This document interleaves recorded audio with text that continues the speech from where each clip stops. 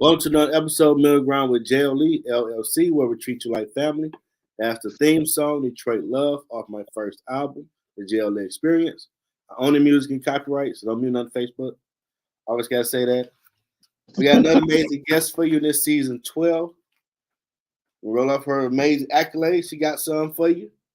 2-time Amazon best-selling author, certified coach practitioner, motivational innovator, Presidential Lifetime Award recipient, and CEO of Chronicles of a Favorite Woman, LLC, Fouchina Kirkendoll. I say it right? Fouchina, but that's okay. I'm so used to Fouchina. Either way, it's all right. China is easier. Let's go with China. Okay. All right. So thank you for having me. Appreciate you doing it. First question. What led you to this path? What led me to the path? Are you referring to Chronicles? Mm-hmm. Okay. Well, first of all, thank you again for having me here. And I want to thank everyone that's here, whether it's live or where you were doing a replay. I will always start off with this. When I think of the goodness of Jesus and all, not some, but all he has done for me, my soul cries out, hallelujah. Thank God for saving me. I say that fervently. I say it every time. And each moment I say it, even right now, I feel that spirit and his presence coming in because he reminds me of where he brought me from. I think about those times when I didn't think God had my back. I think about those times when I didn't think he cared for me, when he loved me, but he had me the whole time. Chronicles of a Favorite Woman came from my story, my testimony. I'm a survivor of childhood sexual molestation. That led to a whole lot of stuff in my pathway, in my testimony that I now share with others. Yeah, you said a mouthful. I did.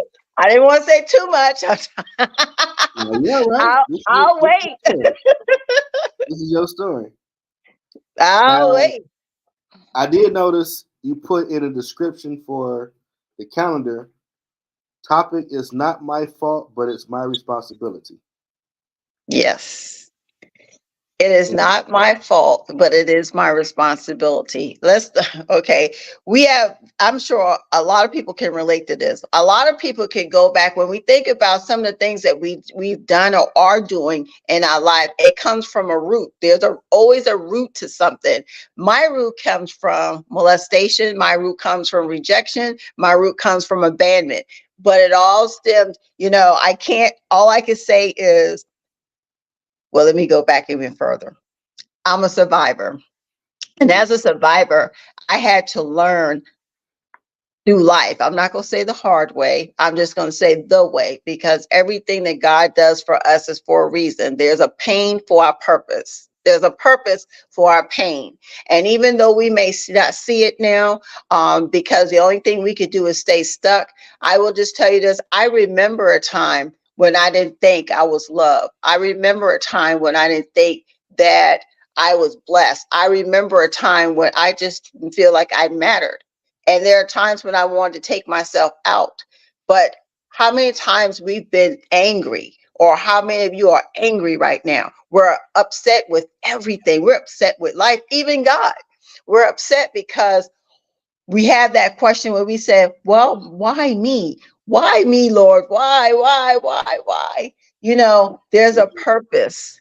And I remember someone once told me, was a pastor. She said, Fouchina, the things that has happened to you, it's not for you, but for somebody else. So I'm going to say that to you all. The things that has happened to you or happening to you, it's not for you, but for someone else. And let me even go back even deeper. Let's go back to the Bible.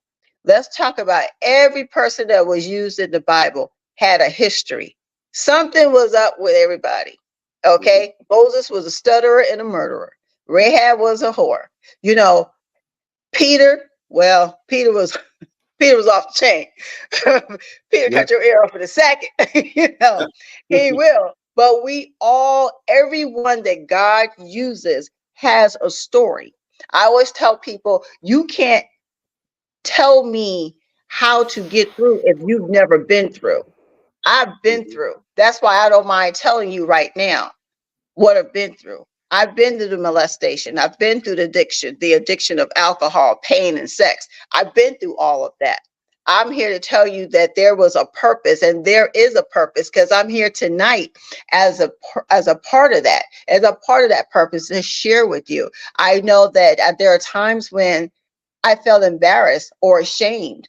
And there are times where I would like literally go and look for support groups that I could go to with addiction. But, you know, alcohol and drug addiction is an addiction. But the thing is this, the core part of the addiction is all right. You know, it's the same as far as recovery, admitting, blah, blah, blah, blah, blah. But there are different types of addiction that makes it different. For instance, yes, I got addicted to alcohol because of because of molestation, but I also got addicted to sex. So you can't talk to me about or understand what I'm trying to share with you about, you know, where you found comfort in alcohol, I found comfort in sex, because it's two different things. Mm-hmm. So I say all that to say this: there's a purpose for your pain. I'm not going to say that's an easy thing, because it wasn't easy for me. I went through a lot. I went through the church, you know, thinking that I will find salvation. And once I found the salvation, you know, then, you know, I'll be in the church, you know, having a Holy Ghost time and blah, blah, blah, blah. And then a memory triggers, and then all Hades break loose in me. I'm like, wait a minute. You were supposed to deliver me. Wait a minute. I'm supposed to be saved now. I'm not supposed to be dealing with that. No, my dear, my brothers and sisters, it just means you got to deal with it. Now he is suffering it up. There's a reason you can't continue to hold it, you know, in the back of your head. You know, it was one of those things where he said, I got you. Now you got to process, and we got to go through that process. But before you even get to that point, you just got to acknowledge what has happened. And the first thing I'm going to tell you is, regardless of what it is, whether it's a sexual abuse, whether it's rape, whether it's alcohol, whether it's abandonment, whether it's rejection, it's not your fault. Stop holding yourself in a bondage that you don't deserve to put yourself in, because that's what you're doing. You're putting yourself in there. We have to learn to take the blame and put it where it belongs to. And that is the person who abused you, rejected you, abandoned you, whatever it is. Take that blame off of you and put it where it belongs. That's what we need to do. That's one of the things we need to do. But just remember, it's not your fault what happened to you, but it is your responsibility. Okay. Let me make sure we're clear about that. No, we could, you know, I always tell people, if you need to have your pity party, have your pity party. If you need to yell, go ahead and yell. If you need to do this, go ahead and do whatever. First of all, just acknowledge what has happened to you, because we have a lot of brothers and sisters are in denial. And I'm talking, we're in our 50s and stuff, that are still in denial about what has happened to them. And as long as you stay there, you are giving your enemy and your abuser power. Take your power back. How do you take it back? Well, I'm glad you asked. Start going forward. Now, I want to tell you this before we get started. It's not easy, but we make it harder than it has to be. It's a step-by-step process, a day-by-day process, however you got to do it. Just like, and was it Martin Luther King said, if you can't walk, crawl, if you can't run, this, all of that. The point is, just keep it moving. You just cannot stay stagnant, because if you do, all you do is give the enemy the power that he's been taking over you for a long time. Take your power back. Step by step. First, acknowledge what happened. Acknowledge what happened. Don't be embarrassed about what happened, because you didn't do that to yourself. Somebody else did that to you. Take your power back, and then start talking about it. Start talking about it. Put the blame where it needs to go. Take that blame off of you, because you didn't do what you did to you. Okay. But now, as comfortable as this may sound, it's not healthy. Not forgiving someone is not a power that benefits you. That power is what you're doing to give to the person that you need to give the forgiveness for. You're still giving them your power. Forgive. Forgiveness is for me. It's not for the other person. And so you can remove yourself out of bondage and set yourself free. Now, every time you want to take it in a break and ask a question, let me know. Because I'm just wrong. I could go for days. Yeah, I could go for days. I was saying what needed to be said. How did you come up with the name Chronicles of a Favorite Woman? Well, because of my testimony, it's because actually when I initially started Chronicles, I did Chronicles of a Fondled Woman. Okay. And I did it for a reason, because I know those who have been through will be able to identify. But I remember a friend of mine, Levon Sumter. I remember we were talking on the show. She was a guest on the show, and she asked the question, why do you stay in bondage? You were once fondled, but now you're favored. And it just clicked with me. And I said, you know what? You're absolutely right. There's power in your words. And that's how I changed it. And so now it's Chronicles of a Favorite Woman, because I am favored. Yes, I was once fondled, but now I'm favored. Awesome. Now, what services do you offer? Well, I'm a coach, so I offer mainly, I love group facilitation. I love coming in and speaking to groups to motivate and encourage. We do exercises, because one of the things I've learned is creating a comfortable environment. One of the things I didn't have growing up is I didn't have a comfortable environment where I felt like I was safe to tell what happened to me, tell the things that I went on. So I'm actually doing my first event next month. So I'm very happy about that. But in between that time, I have had the opportunity to facilitate to women and children. And I'm looking to go in, well, that's future stuff, but just know that it's just growing and growing and growing. And so I'm just truly blessed. So the services I offer you is I do group facilitations and presentation and workshops. Okay.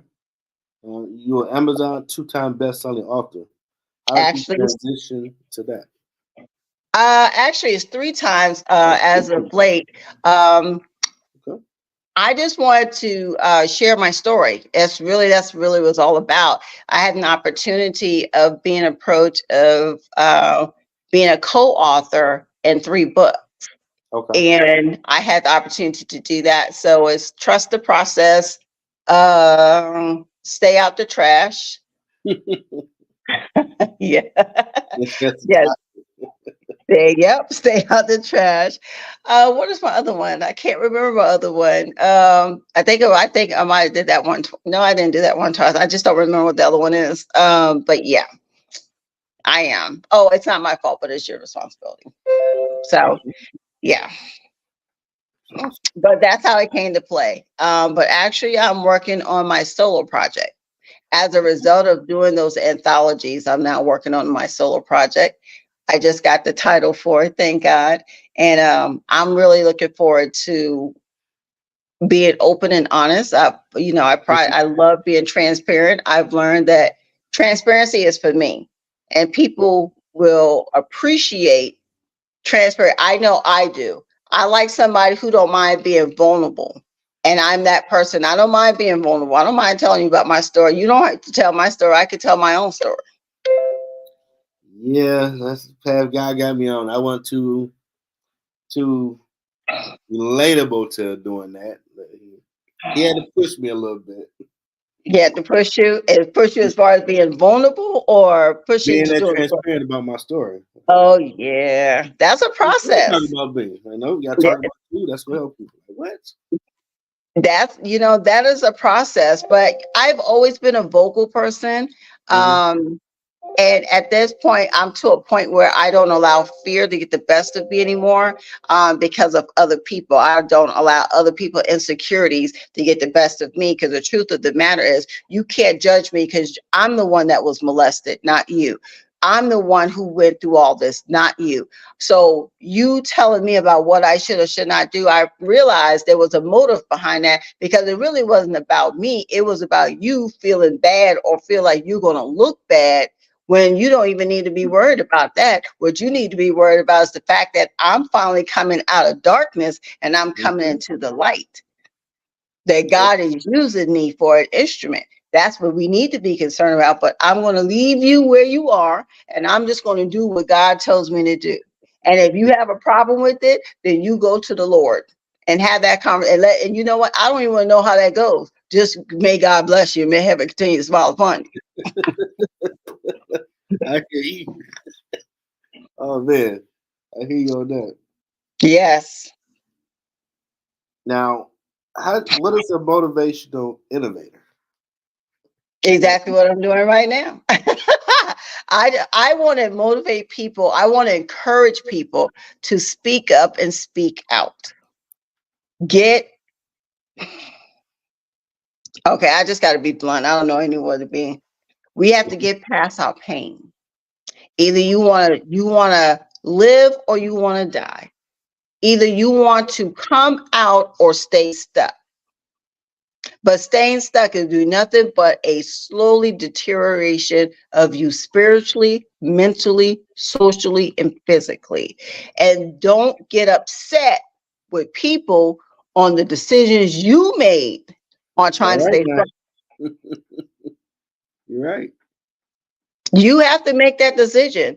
Les Brown says it best. You got to be hungry. You got to be hungry to want better for your life. Is it going to be easy? No, it's not. Are we going to fall? Yes, we will. How many times? I don't know. You might be clumsy like me. You fall right on me. But what I've learned is not to stay stuck. It's okay not to be okay, but it's not okay to stay stuck. So when I go to motivational innovator, I like to be a life lesson. It's so funny that I'm doing this today. I was just having a conversation with someone. Like there are times where I go through anxiety, I go through depression. I've been there where I wanted to take my life on several occasions. I've been there when the pain seemed like it's so bad. I feel like I would be better off just dead. And I don't want to do it myself because I'm a punk. I'd be like, just take me out, just take me on out, and I'm good walking around, not taking care of myself, walking around with all this stuff. And then I'm getting sick and stuff like that. And a part of me was feeling like, you know what, I might be peaceful doing that, but the devil is a liar. The devil is a liar. Yeah, I know when I wrote my first book, I had put in there, I had attempted suicide. I'm like, I'm not publishing that book. Oh no. They're not gonna know that about me. I got in my head like it's gonna help somebody. Exactly. And that's the innovative part about it, is you stepping out on faith. You stepping out when people see that you could be real about yourself, it encourages them to do it as well. Yeah, when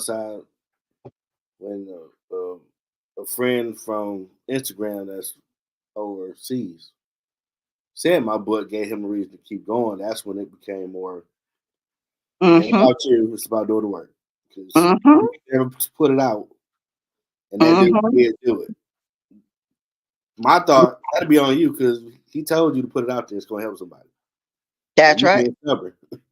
And he's never left us or forsake us or led us wrong.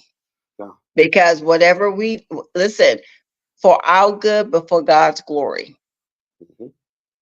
For God's glory. And I can't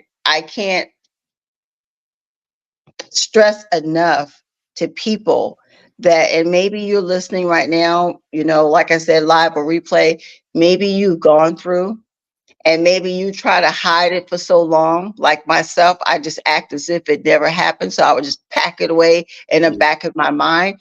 And then little triggers will cause it to come out. Little triggers. People like, this chick is crazy. No, I'm just crazy. I'm not really, I'm special. But because I didn't want to deal with stuff until finally God got to a point where I had to deal with it. Case in point, I was married, and I remember my ex-husband, we lived in Raleigh, North Carolina, and we were visiting Atlanta. And I remember him asking me, do you remember what was you dreaming about last night? Well, I said, what are you talking about? He said, you were fighting me in your sleep. And I was like, what are you talking about? He said, you kept saying, you're not going to hurt me no more. You're not going to hurt me no more. And he said, the more I try to console you, the more you fought me. And that's when I knew God was like, okay, you ain't gonna be able to hide this no more. It's time for this stuff to come out. And that's when I also knew it was time for me to go into therapy, because I got to deal with it. And as much as I didn't want to, and I tell people, I remember I've been through a couple therapists, and let me just stop right there. It is no shame to go and get help. Don't you let these people, church folks in particular, tell you that it's not good to have a therapist. God created the therapist for a reason. Okay. Mm-hmm. So let's go ahead, because everything can't be home. I know I'm not saying not to get pastoral help, but what I'm saying is you got to get outside of pastoral help as well and get people who are professionally trained for this, because the more you start getting it out, the better you are. When I started my first therapist, she was okay. But I realized something. Mm-hmm. I started, and when I would go and we would start getting to the grips of it, or to the core, I would be like this. No, I'm good. And I would just run away from it. I'm good. But I tell people, the way I describe it, it sounds disgusting, but it's the best way to describe it. It's just like if you had a pimple in your head. Okay. We all know before that pimple comes out, when you start applying pressure, what comes out first? The pus and the blood. Okay. But if you keep that pressure on, it comes out, and then it's an automatic relief. It's like, man. And that's how I was. And that's how some of us are. We'll go through it, and we might touch it a little bit. We'll put some pressure on it. But man, that's starting to hurt. Listen, I'm getting too vulnerable now. I'm starting to tell too much of my business. So you fall back. Yep. Until you get to that point where it's like, I don't want to pop the pimple yet because there's too much pain, but gosh, I don't want to continue to stay in pain. So now you got to make the decision, and you got to go with it. And you cannot go around the process. Nope. You can't go over the process, and you can't fall behind the process. You must go through the process, because after the process, you have your blessings right here. Your blessings right here, but you got to go through it. And the reason you're going through the process is so he can sharpen you. He can take off those. It's just like gold. When gold is at its purest is when it's hot. That's when all the impurities are coming off. That's what God does to us when he goes through that and press that bump, and all that stuff is coming out. All those insecurity, everything is coming out. And then now it comes out. Now it's exposed. So I've been through like a couple of therapists, and I will tell you this: in finding a therapist for me, a couple things had to be important. One, they had to have had experience with trauma. I wanted someone who particularly knew about the trauma that I went through, which was sexual abuse. And then on number one, you had to be a Christian, because you're not going to understand me being saved and full of the Holy Ghost, and then I memory trigger, and then I fall right back to a sex, to comfort me. You're not going to understand, that I done been through. You're not going to understand that and still think and still not judge me. So I tell people, encourage people, when you find a therapist, think about what it is that you want in your therapist. Think about it, because my last therapist he was a survivor of molestation. Wow. He was addicted to sex, and he was wheelchair bound. He wasn't always wheelchair bound. And I said, if nobody understands trauma, I know that brother do. So it's just one of those things that it worked well. And he was a man of God. And that's what I loved the most, because I could be. And at first I was like, I don't think this going to work. But as I started opening up, he started opening up about his. And to this day, we're still good friends. So I say all that to say, don't make sure you do it. It's very important. Very important, because once you get that thing exposed, now you got to get something to help. Now you got to get medicine and medicate, get that thing out. But the more you talk about it, the more you share your story, the more you're taking your power back. And I will tell you this, ask God for that spirit of discernment, because everybody can't handle your story. No, Everybody they can't can't. handle your story. Okay. No, they can't. Ask God to give you that spirit of discernment and show you. And if you don't know what discernment is, ask God to show you or direct you to who you need to share your story with, or who is safe. Because everybody said, well, go to your pastor, blah, blah, blah, blah, blah. Well, I know some pastors that molested some people. So that's, again, ask God for that spirit of discernment. I'm not knocking pastors. What I'm saying is you can't just do it by title. You have to be selective on who you share it with. I'm with you on that one. That's deep. Yeah. Yeah. And listen, that includes your mama and daddy too. Okay. Let me just go ahead and put it out there. Mama, daddy, brother, sister, whatever. Ask God to show you, because I know people who've been molested and stuff by their parents or their family members or whatever the case may be.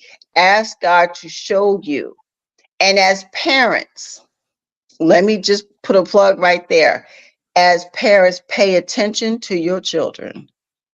Your children will show Man. you or tell you something's going on in the way that they know how. But when you get to know your children and stuff, if you see them doing something totally opposite of what they normally do, if you see different things, little kids, bedwetting, failing grades, non-sociable, antisociable, think about it. Always popping off or just thinking you have to do it. And I tell parents a lot,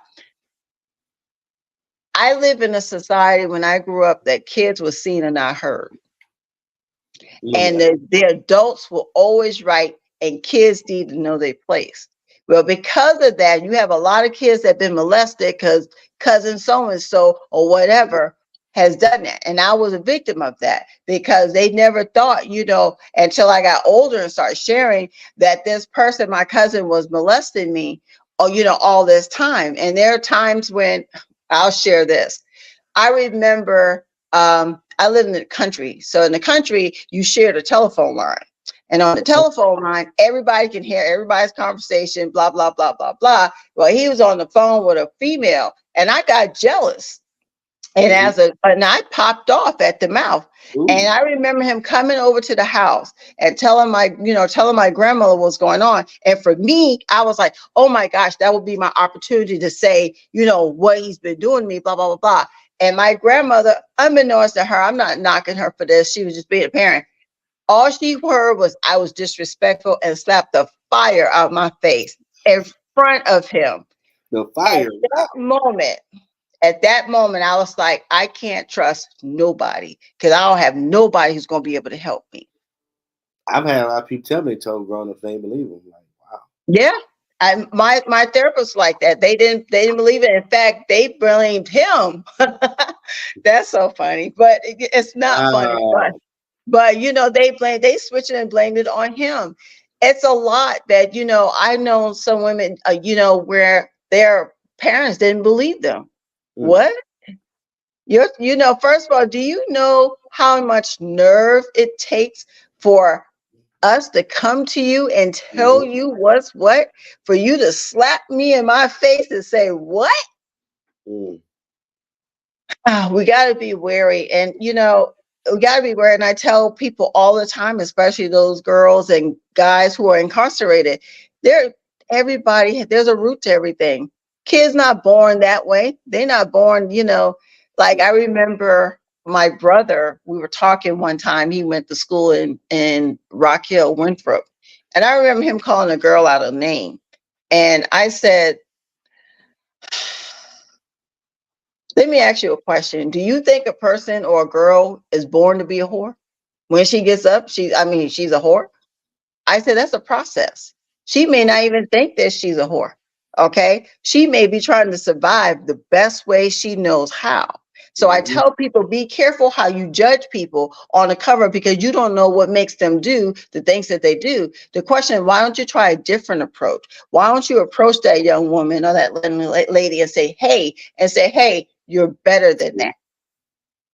Because that's all she was. And now she may be a little standoffish at first because she's not used to someone feeding her positive things, because she's used to receiving negative things. But be the person. God may be using you to help that sister. So while you, especially in these fraternities and sororities, okay, you're designed to protect the females, not to put them in a spot, not to call them out a name, but to uplift them.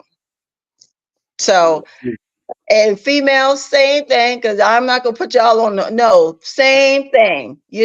We have to be careful how we treat people, because a person not born to be a whore. They're not born to be a player. They're not born. They're doing whatever they got to do to survive.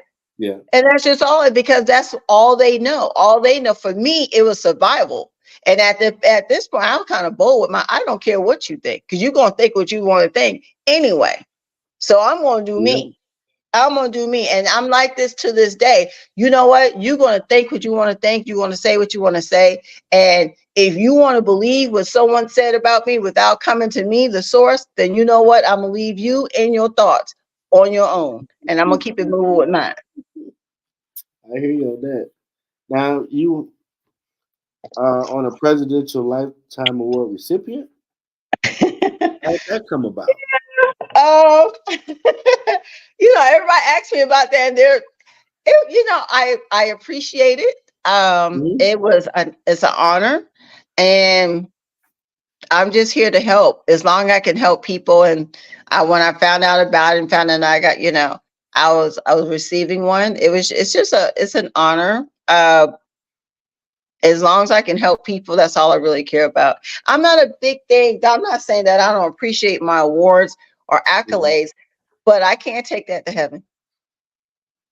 I got you. I can't take it to heaven. So it's not that I'm downplaying it. It's just I'm not in it for that. I'm just in it because I just want to help people along the way. And like I said, this is what I love to do the most. I love getting on here and sharing my story. I love motivating. I love being the innovator of motivation to get you set up. Because, I want them people. I'm like, yeah, let's do it. Let's do it. Take your power back. I'm taking my power back. That's what I want to do. Yeah. Nice.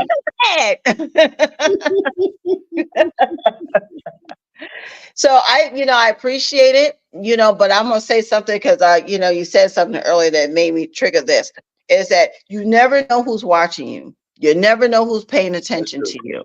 And when you think that you're not making a difference, that's when you find out you are. Before I came on the show tonight, someone sent me a message, about another sister of ours. And I was like, tell her to watch the show tonight.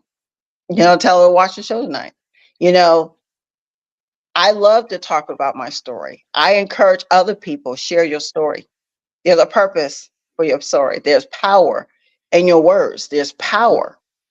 And your deliverance is coming in there, because doing Chronicles is therapeutic for me.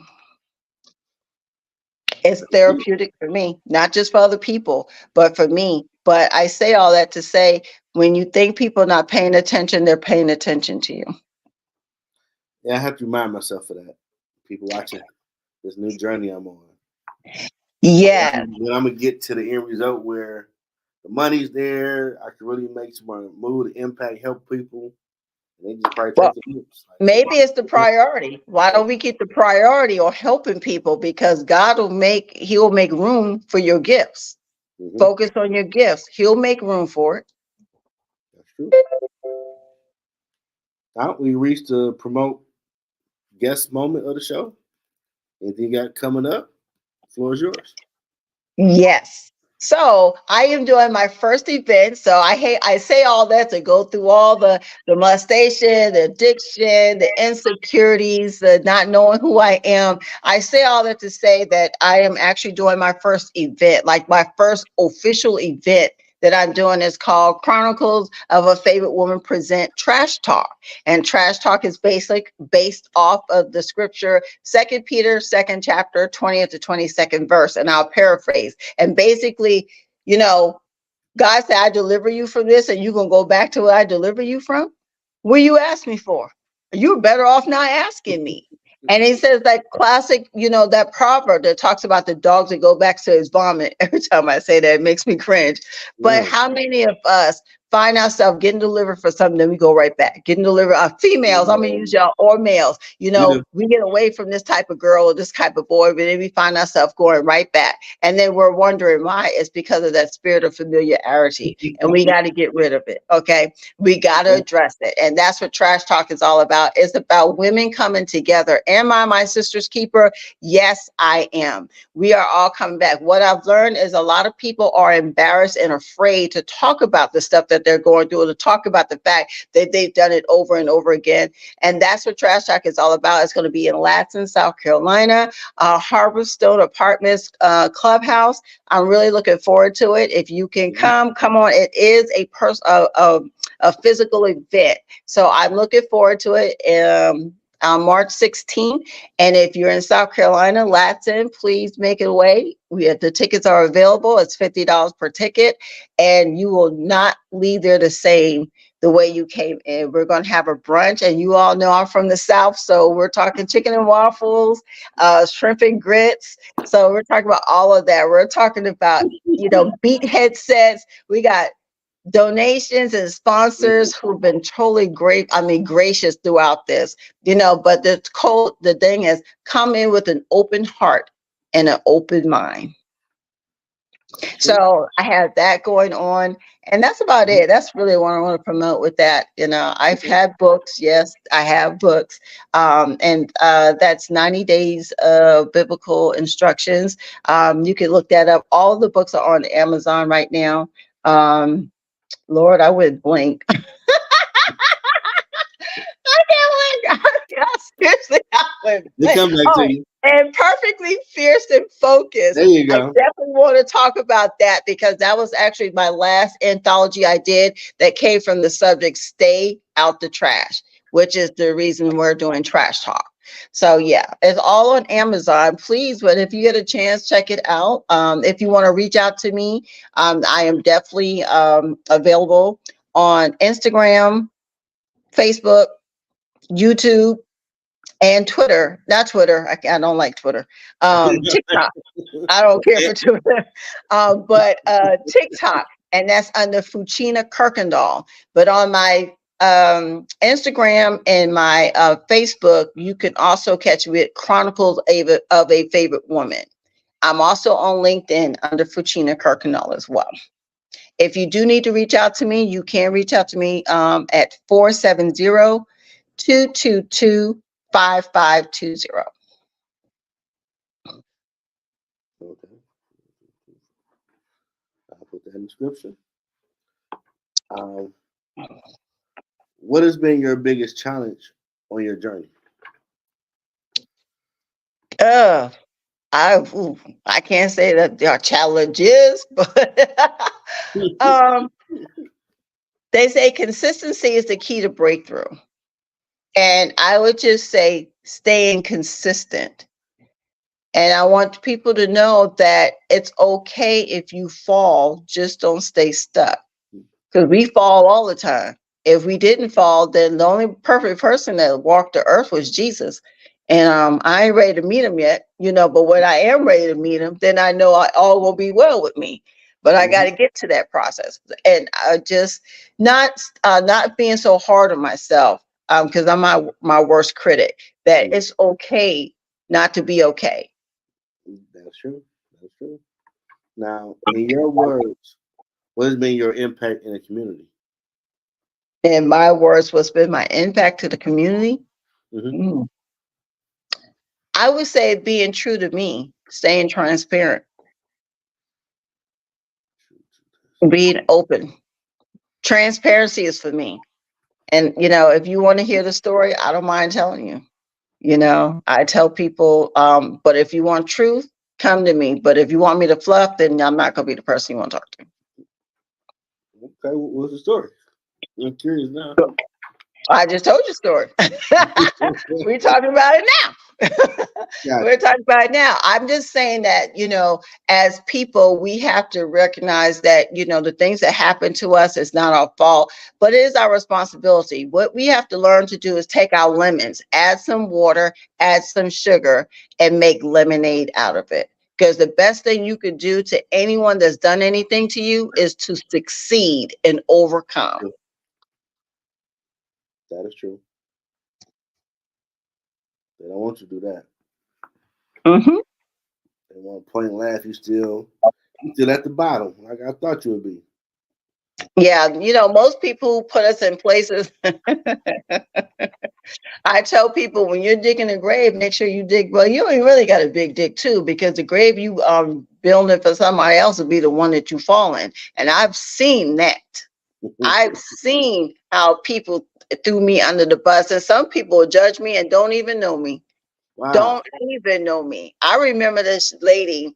I was a part of a group, and I was like, I don't think these ladies like me, because I'm different, and I knew that. I knew that I know that I'm different. So I remember her reaching out to me after an event one weekend, and she said, I didn't like you, and I was like, really? Yeah. Well, I appreciate honesty. And I said, I said, well, what was it? She was like, I don't know. I just looked at you. Because when I speak, I speak. I mean, let the chips fall where they may. But she said, but when you open your mouth, because it was a group, like was it a thing that we were going through, a program. And then when I went there physically for the last session in Raleigh, she said, but when you spoke, I was like, I was so wrong with this person. I said, I'm used to that. I'm used to people judging me, and they don't really know who I am or what I am until I start speaking. And then when I start speaking, they're like, wait a minute, this chick is not, yeah. I'm used to that. I'm used to always being a whatever. I ain't saying I'm innocent now, but what I'm saying is, I go through that. I go through that. People, I was like, without even following my side of the story or whatever. Oh, well, let me leave you with your thought. Don't let me hinder that. I'm gonna leave you with your thoughts. That's crazy. Mm-hmm. Mm-hmm. We made it to the last question called Yoda Game. What advice do you have for someone trying to find their purpose? There's a purpose for your pain. I know you don't understand, but the stuff that you're going through, it's not for you. It is for someone else. If I didn't go through the pain, if I didn't go through what I went through, I wouldn't be here on this platform tonight to share with you what I've gone through and how God has brought me over. And when I thought that God didn't have my back, when I look back over my life, and I think things over, I can truly say that I am blessed. Oh yes, I'm blessed. Think about a time when you was in a situation that you wasn't supposed to be in, you wasn't supposed to do it, but then you're here to listen to this today. Trust me, it wasn't you, it was the Lord. Okay, so I would just say that it's not your fault. And lastly, you are enough. That's true. You are enough. That's great advice. It's truth. It is the truth. I will leave finally. Well, I won't say finally, but one of the scriptures that I will leave you with is Jeremiah 29, chapter 11. It starts with 11 first, but it goes down to about the 20th. For I know the plans I have for you. He got plans for you. He has plans for me. He has planned for us. And he did not bring you to, he's not going to bring you anything that he's not going to take you to anything he's not going to bring you through. But I will tell you this, you can't tell God, well, take away the process. No, you got to go through the process. You got to go through it.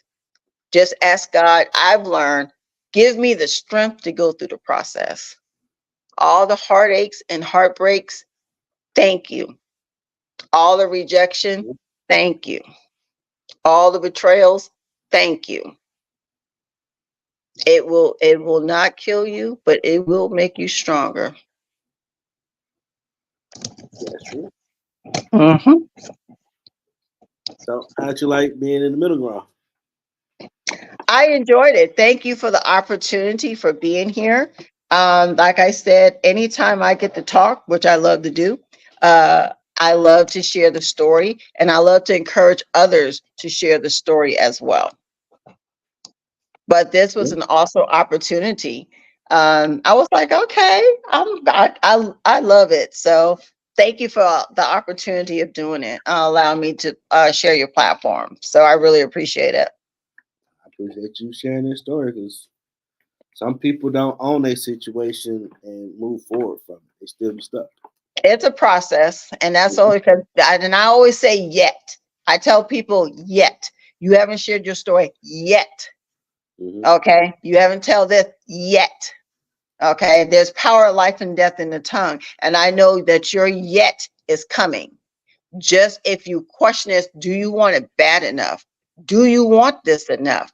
Your yet is coming. All God is waiting for is your yes. That is true. Well, we want to thank 3-time Amazon best-selling author, certified coach, practitioner, motivational innovator, Presidential Lifetime Award recipient, and CEO of Chronicles of a Favorite Woman, LLC. I can do it. You saying it Just say China. Fouchina Kirkendoll. Yeah.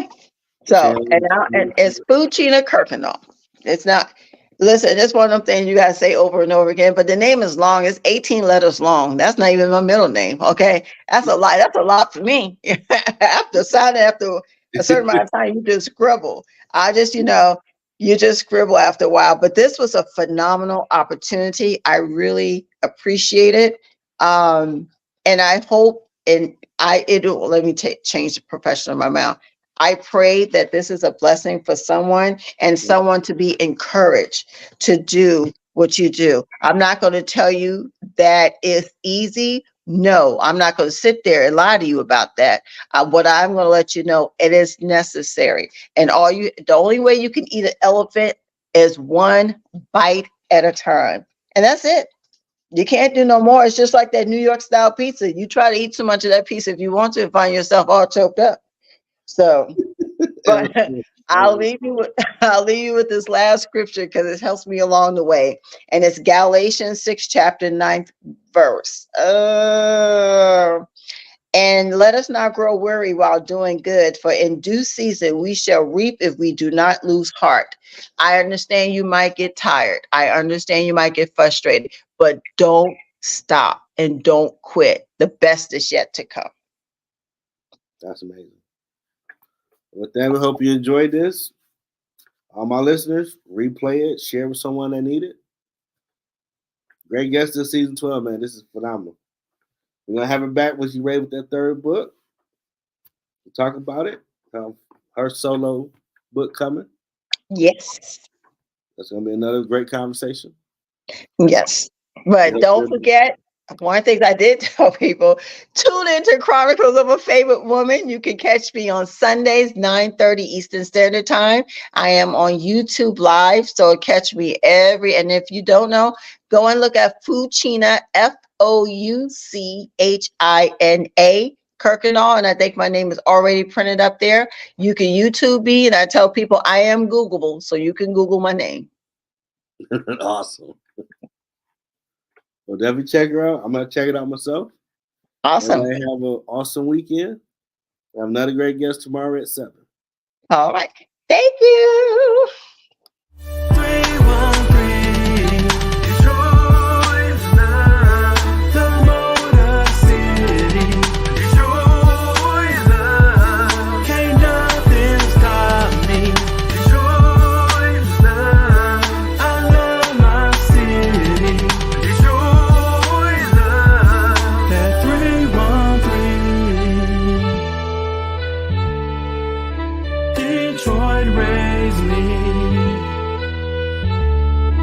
Detroit.